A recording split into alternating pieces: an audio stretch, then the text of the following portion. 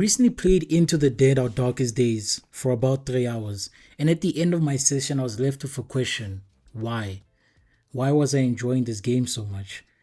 Before I answer that question, I wanted to kind of preface this with what were my initial thoughts before I started playing Into the Dark Our Darkest Days, and that was this didn't look like my kind of game. You know, I am, I guess you could say, a very specific type of gamer in terms of the games that I enjoy playing.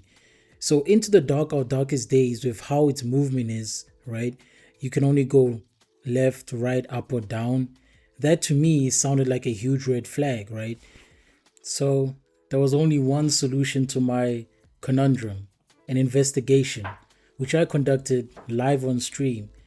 And I had one simple question: what makes this game special?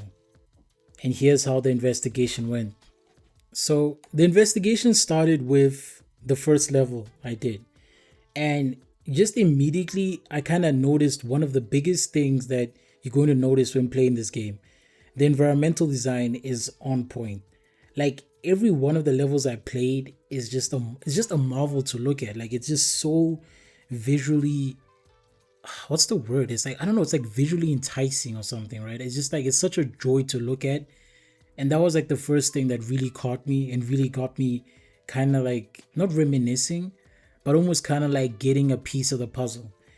And then I think the biggest thing, because my biggest concern wasn't necessarily the art style, right? That it did look good in like the gameplay footage I've seen, but my biggest concern was how would it feel, the how would the movement feel? Like would the movement get repetitive after some time, you know?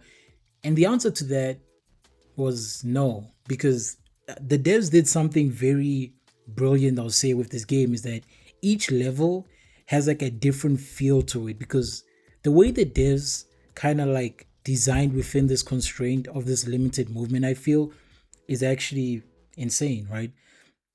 Because like one level, for example, can have you go straight through like straight to the right, and then you go up and you go straight to the left. Another level can have you go to the right, go up, go to the left, and then go down. You know what I mean? It's just like the way kind of the devs play with you,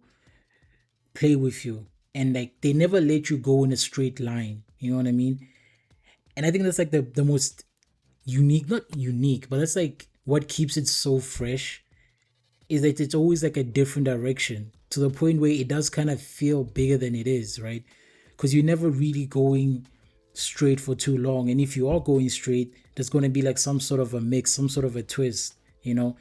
And I think here's like a good example. In a level I did, the arcade level, I'm kind of exploring the level and I come up to this room, right? And this room is locked and I have to figure out how can I get into this room. So what I end up having to do was I end up going back into this other room. I discover that, oh wait, I can get on the roof. Okay, I get on the roof, and once I'm on the roof, I discover that I can jump across, right?